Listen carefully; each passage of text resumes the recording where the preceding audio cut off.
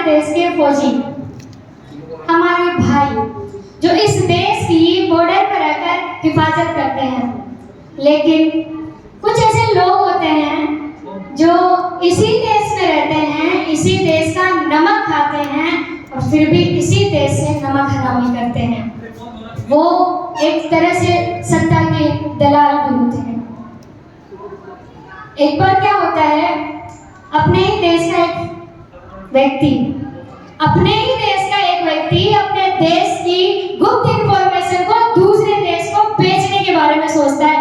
तो देखिए क्या होता है, हमारे फौजी को पता चलता है और उससे कहता है, ए, तू ये क्या कर रहा है? तो अपने देश की गुप्त इंफॉर्मेशन दूसरे देश को दे रहा है। तुझे पता ही नहीं इससे क्या होगा? इससे हमारा देश बर्बाद हो जाएगा और मैं तुझे ऐसा हरगिज नहीं करने दूंगा।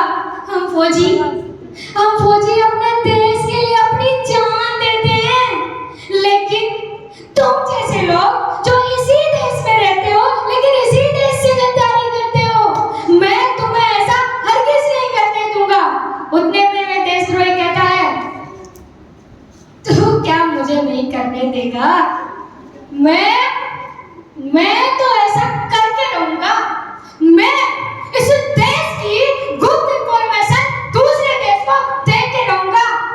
अरे जब तू ही जिंदा नहीं रहेगा तो इस देश की हिफाजत कौन करेगा फौजी? यार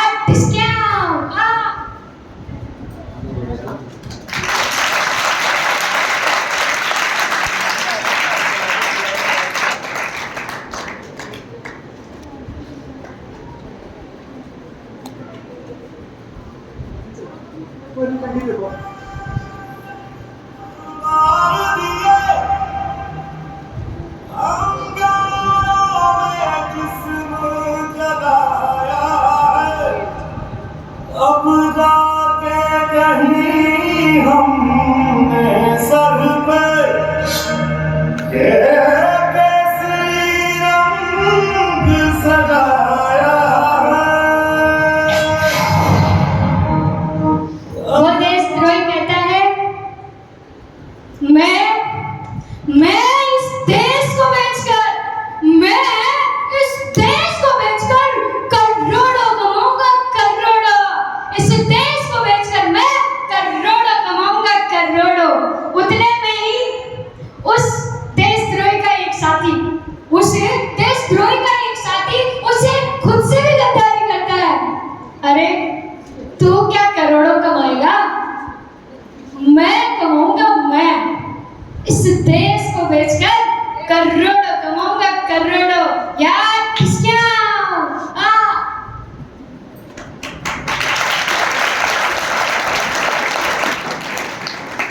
उतने में ही हमारे देश का घायल सिपाही उठता है। उसके हाथ में तिरंगा होता है। वो कहता है, हमें मिटाना है देश मिटाने वालों को, हमें मिटाना है देश मिटाने वालों को और बचाना है देश को, देश के इंसानों को। अरे चाहे कितने भी आ जाए देश के दुश्मन, चाहे कितने भी आ जाए देश के दुश्मन, सर पे केसरी रंग सजाया। कितने भी आ जाए देश के दुश्मन, फिर भी भारत का हर सिपाही गर्व से ही कहता रहेगा, जय हिंद।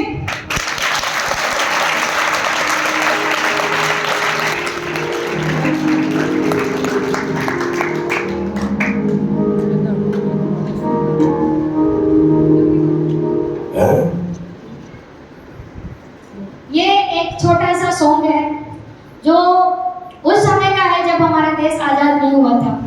तो जैसा कि आप सभी जानते हैं, उस समय हमारे देश के कुछ नौजवान युवा पीढ़ी विदेशों में भी थे।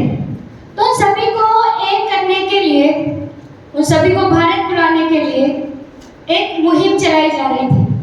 उसी के तहत एक गाना बनाया गया कि देश में चलो, देश में चलो, देश नु चलो, देश नु चलो, देश मांगते